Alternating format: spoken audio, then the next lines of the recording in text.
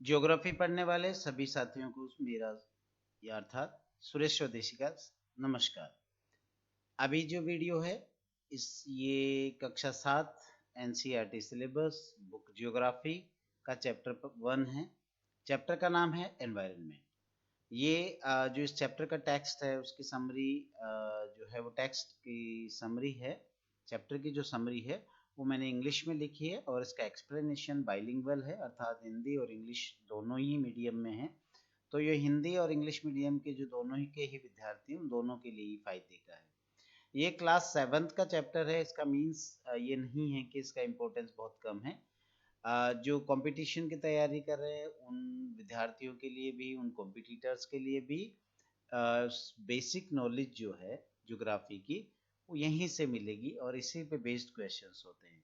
तो please keep on watching the video. जब हम स्टार्ट करते हैं environment. Environment is our basic life support system. ये हमारा बेसिक लाइफ सपोर्ट सिस्टम है।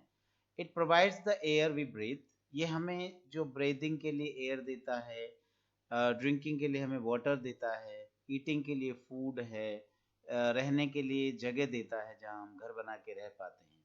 दस इस प्रकार से हम देखते हैं the environment is the most important aspect of our life. ये हमारे जीवन का बहुत महत्वपूर्ण पहलू है environment. Nature, place, people, things etcetera that surround the living organism make the environment. अब एनवायरनमेंट बना हुआ किससे है? तो नेचर, प्लेस, पीपल, थिंग्स, जो सब कुछ लिविंग ऑर्गेनिज्म को घेरे हुए चारों तरफ से, वो सभी एनवायरनमेंट का पार्ट हैं या ये सब मिलकर के एनवायरनमेंट बनाती है। The environment can broadly be classified into the natural and human environment. अगर हम एक बड़े लेवल पे एनवायरनमेंट का डिवीजन करें तो इसको हम दो कैटेगरीज में डिवाइड कर सकते हैं, नेचुरल और ह्यूमन एनवायरनमेंट। ये it is a combination of both natural as well as man made phenomena. ये नेचुरल जो फिनोमिना है और जो मैन मेड फिनोमिना है, मींस ह्यूमंस का जो बनाया हुआ चीजें हैं, वस्तुएं हैं, उन दोनों का कॉम्बिनेशन है। द ह्यूमन एनवायरनमेंट जो हम बात कर रहे हैं वो उसमें ह्यूमन एक्टिविटीज, ह्यूमन क्रिएशंस और ह्यूमन इंटरेक्शंस जो है, मानवीय गतिविधियां हैं, मानवीय सृजनात्मकताएं, उसकी जो अंतः क्रियाएं एक दूसरे के साथ, पर्यावरण के साथ, नेचुरल एनवायरनमेंट के साथ, वो सभी इसी में इंक्लूड होती हैं। अगर हम कंपोनेंट्स ऑफ एनवायरनमेंट की बात करें तो हम इनको तीन कैटेगरीज में डिवाइड कर सकते हैं। First, natural.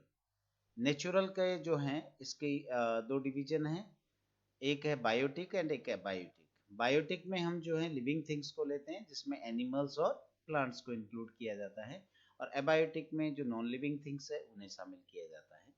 इसके अलावा जो इसके और कंपोनेंट्स हम कर सकते हैं वो है lithosphere, biosphere, atmosphere and hydrosphere.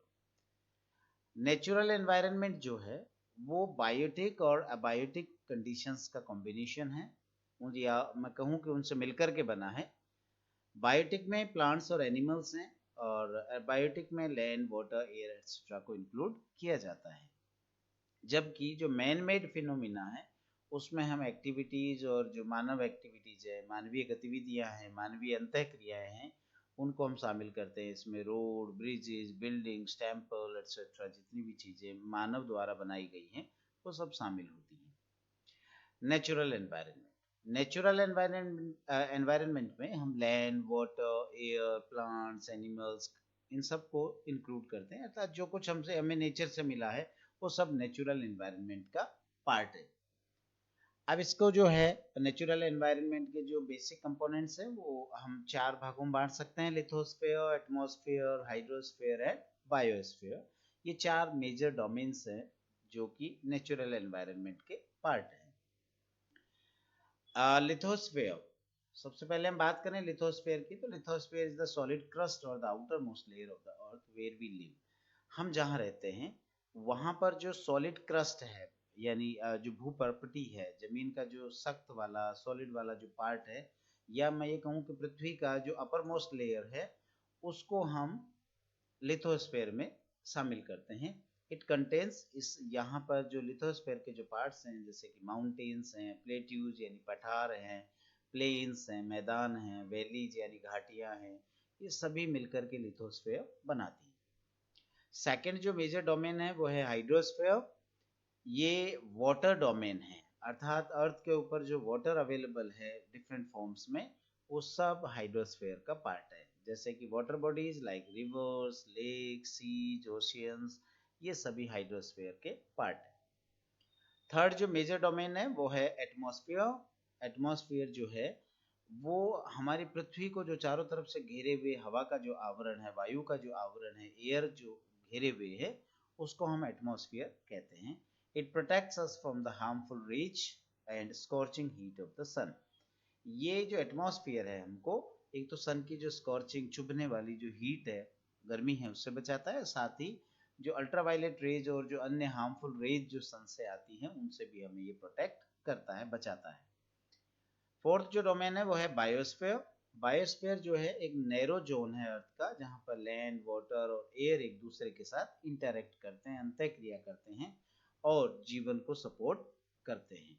तो वो जो पार्ट है ये सबको शामिल करते हुए वो बायोस्फीयर कहलाता है।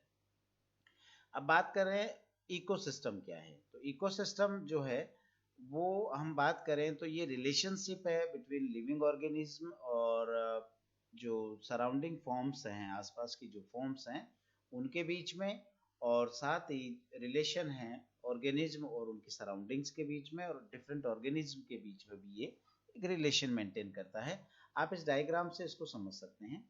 सनलाइट, हीट, ये आपका जो है हाइड्रोस्फीयर है, ये आपका लिथोस्फीयर है, termite of mounts, termite mounts यानी दीमक के ये ढेर हैं, इंसेक्ट्स हैं, एनिमल्स हैं, एक्वेटिक एनिमल्स है, प्रोटोजोन्स, बैक्टीरिया, प्लैंकटन, रोटिंग लोब, ये सभी फंजाई, ये सब आपस में मिलकर के जो जीवन को सपोर्ट करते हैं, ये सारा मिलाकर के हम इकोसिस्टम के नाम से जानते हैं। There could be an ecosystem. एक इकोसिस्टम जो है रेन फॉरेस्ट के रूप में भी हो सकता है, ग्रासलैंड्स के रूप में भी हो सकता है, deserts, mountains, lakes, rivers, oceans और यहाँ तक कि स्मॉल पॉन्ड यानी एक छोटा तालाब भी इकोसिस्टम हो सकता है या इकोसिस्टम को फॉर्म कर सकता है। अब हम बात करें ह्यूमन एनवायरनमेंट। तो ह्यूमन एनवायरनमेंट में जब हम उसके कंपोनेंट्स की बात करते हैं तो यहाँ पर नेचुरल कंपोनेंट्स है, जिसमें आपका हाइड्रोस्फीयर, लिथोस्फीयर, आपका जो है लिविंग और थिंग्स जो है वो सारी इसका पार्ट हैं। अपार्ट फ्रॉम दैट जो सेकंड है वो ह्यूमन मेड जो एटमॉस्फेयर है, एनवायरनमेंट है, उसमें buildings, parks, bridges, roads, temples etcetera, ये सब जो है फैक्ट्रीज, इंडस्ट्रीज, ये सब ह्यूमन मेड स्ट्रक्चर्स हैं और ह्यूमन मेड एनवायरनमेंट है। इसके अलावा जो थर्ड कंपोनेंट है वो ह्यूमंस ही हैं, जिसमें उनका फैमिली, सोसाइटी, कम्युनिटी, उनके जो इकोनॉमिक एक्टिविटीज़ हैं, टेम्पल्स हैं, चर्चेज हैं, ये सब मिला करके, एजुकेशनल इंस्टीट्यूशंस हैं, ये सब मिला करके जो हैं ह्यूमन एनवायरनमेंट को प्रिपेयर करते हैं या उसको फॉर्म करते हैं। Human beings interact with environment and modify it according to their needs. Human beings जो है वो कॉन्टिन्यूसली एनवायरनमेंट को अफेक्ट करते हैं और उसको मॉडिफाई भी करते हैं, खुद भी अफेक्टेड होते हैं और साथ में एनवायरनमेंट को भी अफेक्ट करते हैं। जो आदि मानव थे, अर्ली ह्यूमंस थे, उन्होंने अपने आप को नेचुरल सराउंडिंग्स के अकॉर्डिंग अडेप्ट किया, जबकि बाद में टाइम के साथ उनका नॉलेज बढ़ा, ह्यूमन बींग्स का नॉलेज में ग्रोथ हुई, तो नई नई चीज़ें सीखा, उसने एनिमल्स को डोमेस्टिकेट किया, पालतू बनाया और एक सेटल लाइफ जीना स्टार्ट किया। साथ ही और जब नॉलेज इंक्रीज हुआ तो इंडस्ट्रियल रिवोल्यूशन हुआ, ट्रांसपोर्टेशन के जो साधन हैं वो इम्प्रूव हुए, इंफॉर्मेशन रिवोल्यूशन हुआ, सूचना क्रांति आई, इससे कम्युनिकेशन जो था वो ईजियर भी हुआ और स्पीडी भी हुआ, तेज भी हुआ। इससे क्या हुआ कि जो है मैन ने जो है नेचुरल जो थिंग्स थी या नेचर थी, नेचुरल सराउंडिंग्स थी, उनको अपने अकॉर्डिंग एडजस्ट करने की कोशिश की। इसका रिजल्ट क्या हुआ कि एनवायरनमेंट का डिस्ट्रक्शन, मैन इज डिस्ट्रॉइंग। तो वो डिफरेंट वेज जैसे कि डिफोरेस्टेशन, इंडस्ट्रियलाइजेशन, इन विभिन्न तरीकों से जो है वो एनवायरनमेंट को डिस्ट्रक्ट कर रहा है। अब हम जो डोमेन्स ऑफ एनवायरनमेंट की जो हमने बात की, लिथोस्फीयर, हाइड्रोस्फीयर, एटमॉस्फेयर और बायोस्फीयर, इनकी एक एक करके थोड़ा सा डिटेल जानकारी ले लेते हैं। Lithosphere is the solid portion of the earth where we live. जहां हम रहते हैं वो वाला जो सॉलिड पोर्शन है वो लिथोस्फीयर कहलाता है। It is the domain that provides us forest, यही वो डोमेन है जो हमें फॉरेस्ट, जंगल, ग्रास लैंड्स जो है ग्रेजिंग के लिए, एग्रीकल्चर के लिए लैंड और ह्यूमन सेटलमेंट्स के लिए लैंड प्रोवाइड करवाता है, भूमि उपलब्ध करवाता है। It is where we find several minerals, और यही वो जगह है, यही वो डोमेन है जहाँ से हमें विभिन्न प्रकार के मिनरल्स भी मिलते हैं। अगर हम डायग्राम की हेल्प से समझें तो अर्थ को जो है मेनली तीन कैटेगरीज और तीन पोर्शंस में डिवाइड किया जाता है। सबसे ऊपर वाली जो लेयर है वो है क्रस्ट, उसके बाद मेंटल और उसके बाद में कोर। तो ये तीन लेयर है, क्रस्ट, मेंटल और कोर। तो हम जो है लिथोस्फेयर में किसको इंक्लूड करेंगे, तो लिथोस्फेयर में हम पूरा का पूरा क्रस्ट और उसके अलावा मेंटल जो है, अपर मेंटल, ऊपर वाला मेंटल का हिस्सा, वो मिला करके हम लिथोस्फेयर कहते हैं। उसके बाद जो सेकंड डोमेन है वो है hydrosphere. Hydrosphere refers to the water bodies, ये पानी की जो भी बड़े बड़े जो क्षेत्र हैं उनको शामिल करता है, जिसमें रिवर्स, लेक, सीज, ओशियंस, ये सभी जो अर्थ के ऊपर एग्जिस्ट करते हैं वो सारे इंक्लूड हैं। अगर हम डायग्राम की हेल्प से देखें तो अंडरग्राउंड वाटर, रिवर्स, ट्रीज से चाहे ट्रांसपिरेशन हो रहा हो, चाहे रेन और स्नो फॉल हो रहा हो, चाहे क्लाउड्स हैं, इवोपरेशन का थ्रू जो वाटर डोमेन है, तो सभी वाटर डोमेन के पार्ट है और जिसे हम हाइड्रोस्फीयर के नाम से जानते हैं। थर्ड जो डोमेन है वो है एटमॉस्फेयर। एटमॉस्फेयर की बात करें तो ये एक पतली सी लेयर है एयर की जो अर्थ को घिरे हुए है, चारों तरफ से अर्थ की सरफेस पे उसको घिरे हुए है। It protects us from the harmful raise, ये हमें सूरज से आने वाली हानिकारक जो किरणें हैं उनसे बचाती है, साथ ही जो स्कॉर्चिंग हीट एंड सन है, सन की स्कॉर्चिंग हीट है उससे बचाती है। It consist of gases, dust and water vapour. ये किससे बनी हुई है, गैसेज, डस्ट और वाटर वेपर से। जो अलग अलग लेयर्स ऑफ एटमॉस्फेयर है वो हैं, सबसे जो पृथ्वी की तरफ, अर्थ की तरफ जो होती है वो troposphere, stratosphere, then mesosphere, then thermosphere and then exosphere. तो ये अलग अलग लेयर्स हैं अर्थ की।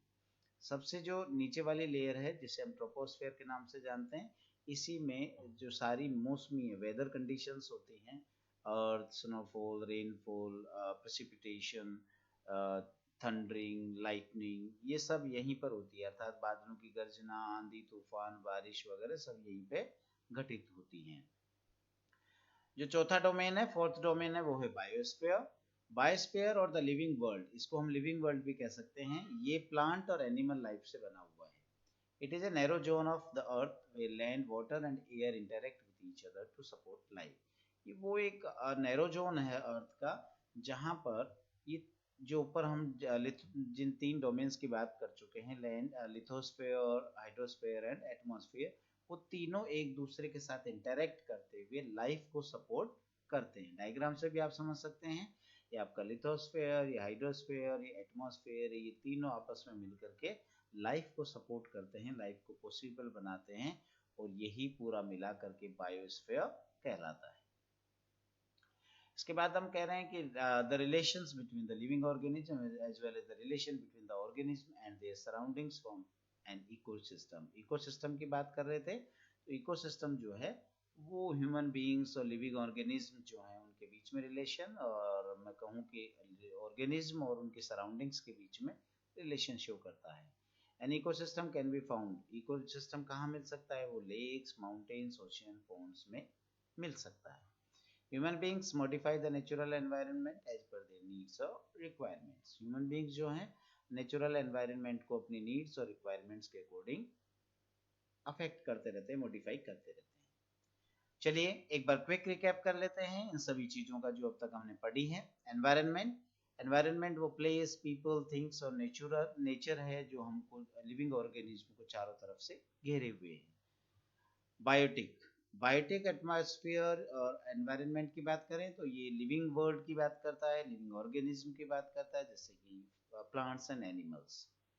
अबायोटिक की बात करें तो it refers to the world of non living elements such as land, air, water etcetera. Abiotic जो एनवायरनमेंट है उसमें हम नॉन लिविंग एलिमेंट्स को इंक्लूड करते हैं, for example plants, animals etcetera, sorry जैसे कि land, water, air etcetera. Lithosphere, lithosphere की बात करें तो it is the solid crust और the hard top layer of the earth. पृथ्वी की जो सबसे ऊपरी सतह है, हार्ड सतह है, सख्त जो सतह है, ठोस जो है, उसे हम लिथोस्फेयर कहते हैं। हाइड्रोस्फेयर की बात करें तो it refers to the water bodies like rivers, lake, seas, oceans etcetera on the earth. Atmosphere की बात करें तो it is the thin layer of air जो कि पृथ्वी को घेरे हुए है, एक पतली सी हवा की आवरण है, कवर है जो पृथ्वी को घेरे हुए है। इकोसिस्टम ये लिविंग ऑर्गेनिज्म तथा उनकी सराउंडिंग्स जो है, उनकी सराउंडिंग्स के बीच में एक रिलेशनशिप को शो करने वाला सिस्टम है। ये था चैप्टर। अब हम बात कर रहे हैं इसके क्वेश्चंस एंड आंसर्स की। तो कुछ क्वेश्चंस एंड आंसर्स हैं जो आपकी हेल्प वैसे भी करेंगे और इनका रिविजनल वर्क भी हो जाएगा। पहला क्वेश्चन है व्हाट इज एन इकोसिस्टम। तो all plants, animals, human beings जो हैं वो इमीडिएट अपनी जो सराउंडिंग्स है उनकी उन पर डिपेंड करते हैं, आपस में इंटरडिपेंडेंट है एक दूसरे पर। ये जो रिलेशन है इंटरडिपेंडेंस का या अंतर्निर्भरता का जो रिलेशन है और लिविंग ऑर्गेनिज्म के और उनके सराउंडिंग्स के बीच में, यही इकोसिस्टम है। Second question, what do you mean by natural environment. Natural environment किसे कहेंगे। तो the natural environment consist of land, water, air, plants and animals. और ये जो है इसमें दो इसके कंपोनेंट्स हैं, biotic environment, biotic natural environment and abiotic natural environment. Biotic में हम प्लांट्स और एनिमल्स को इंक्लूड करते हैं, जबकि अबायोटिक में हम लैंड, एयर, वाटर एटसेट्रा को इंक्लूड करते हैं। Third question, which are the major components of the environment। environment के major components कौन कौन से हैं। तो major components हैं नेचुरल, ह्यूमन मेड। नेचुरल में हम land, air, water, living things को इंक्लूड करते हैं। ह्यूमन मेड में हम buildings, parks, bridges, roads, industries, monuments etcetera को इंक्लूड करते हैं। मोनूमेंट्स, स्मारक। और ह्यूमन जो एनवायरनमेंट है उसमें हम individuals, families, communities, religion, educational और इकोनॉमिक जो ग्रुप्स हैं उन सबको इंक्लूड करते हैं। Fourth question is give for examples of human made environment. अगर हम ह्यूमन मेड एनवायरनमेंट की बात करें तो हमारे अभी हमने देखा ही है, तो इसमें एग्जांपल्स में buildings, parks, bridges, industries, roads, monuments etcetera को इंक्लूड करते हैं। उसके बाद अगला क्वेश्चन है व्हाट इज लिथोस्फेयर। तो लिथोस्फेयर हम पढ़ चुके हैं। Lithosphere is the solid crust. Crust का जो ऊपरी भाग, क्रस्ट है, पृथ्वी का जो ऊपरी हिस्सा है, हार्ड टॉप लेयर है, उसे हम लिथोस्फेयर में शामिल करते हैं। It is made of rocks and minerals और सॉइल की एक लेयर से कवर्ड होता है। It is an irregular surface. ये एक असमतल सतह है जिसमें वेरियस लैंडफॉर्म्स दिखाई देती हैं, जैसे कि माउंटेन्स हैं, प्लेट्यूज हैं, प्लेट्यूज यानी पठार, प्लेन्स यानी मैदान, वैलीज, घाटियां एक्सेट्रा देखने को मिलती हैं।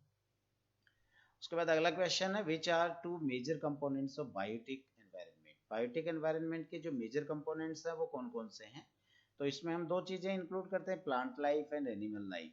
तो ये जो है major components of biotic environment है। अगला क्वेश्चन है व्हाट इज बायोस्फीयर। बायोस्फीयर क्या है। तो बायोस्फीयर एक नैरो जोन है जहां पर लैंड, वाटर और एयर एक दूसरे के साथ इंटरेक्ट करते हैं और लाइफ को सपोर्ट करते हैं। अर्थात इसको हम ये भी कह सकते हैं कि लिथोस्फीयर, हाइड्रोस्फीयर और एटमॉस्फेयर एक दूसरे के साथ इंटरेक्ट करते हैं और ये लाइफ को पॉसिबल बनाते हैं। इसमें प्लांट एंड एनिमल किंगडम जो है वो दोनों मिलकर के इस वर्ल्ड को तैयार करती है, बायोस्फीयर को तैयार करती हैं। अगला जो क्वेश्चन है वो है टिक द करेक्ट ऑप्शन, अर्थात मल्टीपल चॉइस क्वेश्चन है। तो पहला जो क्वेश्चन है वो कहता है which is not a natural ecosystem. इसमें से कौन सा नेचुरल इकोसिस्टम का पार्ट नहीं है। तो देखिए डेजर्ट नेचुरल इकोसिस्टम है, फॉरेस्ट नेचुरल इकोसिस्टम है, एक्वेरियम मैन मेड है, ये ह्यूमंस द्वारा बनाया हुआ है, तो इसका यह आंसर एक्वेरियम होगा। Second question, which is not a component of human environment. इनमें से कौन सा ह्यूमन एनवायरनमेंट का कंपोनेंट नहीं है। तो देखिए लैंड एक नेचुरल एनवायरनमेंट का कंपोनेंट है, जबकि रिलीजन और कम्युनिटी यहाँ पर ह्यूमन एनवायरनमेंट के कंपोनेंट्स है, तो आंसर होगा land. Third question is which is a human made environment. ये जो ऑप्शंस दिए हुए हैं इनमें से कौन सा ह्यूमन मेड एनवायरनमेंट है। तो देखिए माउंटेन और सी जो है वो नेचुरल एनवायरनमेंट है, जबकि रोड जो है वो मैन मेड या ह्यूमन मेड एनवायरनमेंट है। उसके बाद अगला क्वेश्चन है which is a threat to environment. दिए गए जो ऑप्शंस हैं उनमें से कौन सा एनवायरनमेंट के लिए खतरा है। तो देखिए प्लांट ग्रो करना एनवायरनमेंट के लिए खतरा नहीं हो सकता, थ्रेट नहीं हो सकता। फसल उगाना, ग्रोइंग क्रॉप्स भी उसके लिए खतरा नहीं हो सकता। ग्रोइंग पॉपुलेशन जो है वो एनवायरनमेंट के लिए थ्रेट हो सकता है, खतरा हो सकता है। सो growing population is the correct answer here. अगला जो प्रश्न है वो है मैच द फॉलोइंग। तो यहाँ पर कुछ वर्ड्स दिए हुए हैं, टर्म्स दी हुई हैं और साथ में उनका मीनिंग दिया हुआ है, उनका एक्सप्लेनेशन है, तो आपको मैच कराना है। पहला है बायोस्फीयर। तो बायोस्फीयर का आंसर होगा ई अर्थात narrow zone where land, water and air एक दूसरे के साथ इंटरेक्शन करते हैं। सेकेंड है एटमोस्फियर। तो एटमोस्फियर का आंसर होगा ए अर्थात blanket of air which surrounds the earth. तीसरा है हाइड्रोस्फीयर। हाइड्रोस्फीयर का जो आंसर होगा वो होगा बी अर्थात डोमेन ऑफ वाटर, पानी की दुनिया जो है वो हाइड्रोस्फीयर कहलाती है। फोर्थ जो है वो है एनवायरनमेंट। तो एनवायरनमेंट का जो करेक्ट आंसर है सामने वो है आर सराउंडिंग्स। जो हमारे आसपास का जो सराउंडिंग एरिया है उस सब को हम एनवायरनमेंट में इंक्लूड करते हैं। अब एक फोर्थ क्वेश्चन जो बुक में दिया हुआ है वो है गिव रीजंस अर्थात जैसे फर्स्ट स्टेटमेंट है कि मैन जो है वो एनवायरनमेंट को, अपने एनवायरनमेंट को मॉडिफाई करता है। तो कारण बताइए कैसे करता है।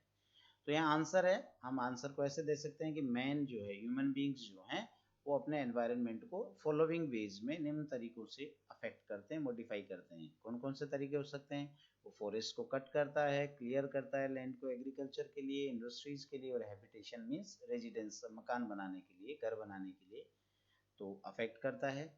वो एग्रीकल्चर के लिए लैंड की टिलिंग करता है, उसकी कल्टीवेशन, उसको जोतता है, ये भी एनवायरनमेंट को मॉडिफाई होता है।